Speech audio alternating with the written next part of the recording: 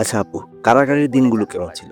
কারাগারে একটা অ্যাচিভমেন্টের দিন ছিল যেদিন আমি একটা মানে নরমাল ডেলিভারি করিয়েছিলাম।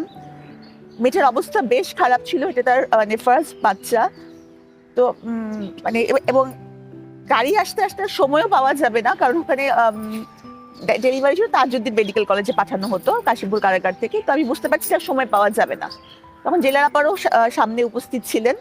তো তার সামনে আমি ডেলিভারিটা করি। তো পেশেন্টটা মানে মার যখন লেবার পেইন, সেই লেবার পেইনের মধ্যে যখন দেখছে সে বুঝতে পারছে যে সাবরিনার সামনে দাঁড়িয়ে আছে, তখন সে অনেক শান্তি যে সে আবার হাত ধরে আছে যে আচ্ছা সাবরিনার সাথে আছে। পরে যখন ডেলিভারি করালাম, প্লাসেন্টা আউট করলাম, পরে সে বললো যে আপনি আমার মেয়ের মাথায় হাত রেখে একটু দোয়া করেন, আর আজকে থেকে আমার মেয়ের নাম সাবরিনা। তো তখন আমি মানে তখন সে অ্যাচিভমেন্টটা যে না, পেশেন্টরা মানে পেশেন্টের যে আমার প্রতি যে ভালোবাসাটা, সেদিন আবার নতুন করে আমি টের পেলাম। আচ্ছা আপু, কারাগারে তো অনেক ধরনের মানুষ থাকে, সবাই ভিন্ন ভিন্ন মেন্টালিটির। কখনো কি কটাক্ষের শিকার হয়েছেন কি? আসলে ওখানে তো বিভিন্ন ধরনের মন মানসিকতার মানুষ থাকে। তো এটার মধ্যে নেগেটিভ মেন্টালিটির মানুষও আছে, পজিটিভ মেন্টালিটির মানুষও আছে।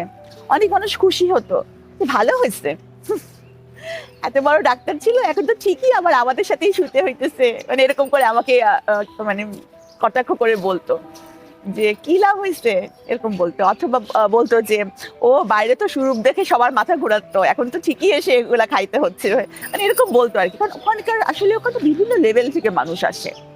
আবার কিছু মানুষ প্রচন্ড সম্মানও করতো, অনেক সম্মান দিত। মানে তারা দেখা যেত যে নিজে না খেয়েও আমার পাতে খাবার তুলে দিচ্ছে, এরকম খাওয়াই দিত। বা আমি আমার নিজের চুল কখনোই আঁচড়াতে পারি না, এই কারাগারে পুরোটা 3 বছর ওরা আমার চুল আঁচড়াই দিত। তো ভালো মন্দ দুই পেয়েছি। সবারই তো একটা স্বপ্ন থাকে জীবনে, আপনার কি স্বপ্ন ছিল? নায়িকা আমি হতে পারতাম না, আমি অভিনয় করতে পারি না। আর হচ্ছে ডাক্তার না হলে আমি বোধহয় লেখালেখি করতাম।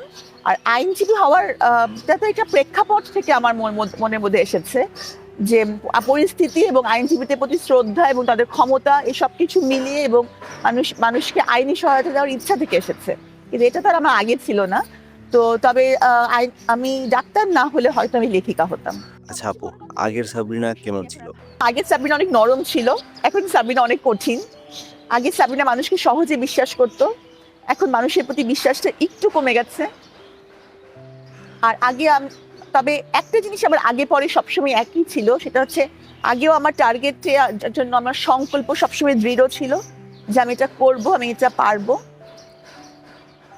আর এখনো তাই, আমি এটা করবো এবং ইনশাল্লাহ আমি এটা পারবো।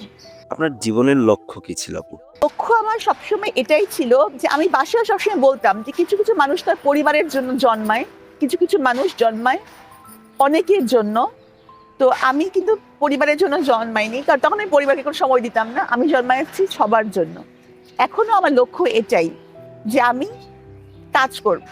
আর এখন এখন যেহেতু আমি বাবার বাড়িতে আছি, তো এখন আমার সময়টা আরো বেশি, কারণ আব্বু আম্মু তো আমাকে আরো কোনো কাজ করতে দেয় না। তো এখন আমি আমি আইনের পড়াও করতে পারছি, আমি আমার চেম্বারও করতে পারছি, এবং আমি লেখালেখিও করতে পারছি।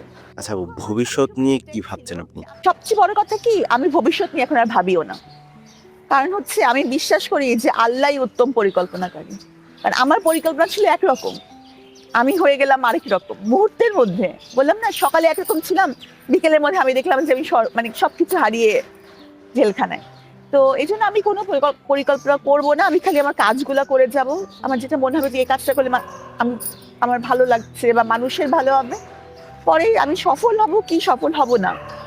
যেমন আমি আমি বই লিখেছি, বইটা যদি আপনারা পড়েন এবং কিছু হলেও কারো উপকারে আসে, আমি সফল। তো মানে সেরকম আমি আমার চেষ্টাটুকু করব, ভবিষ্যতের কথা আমি কখনো ভাবি না।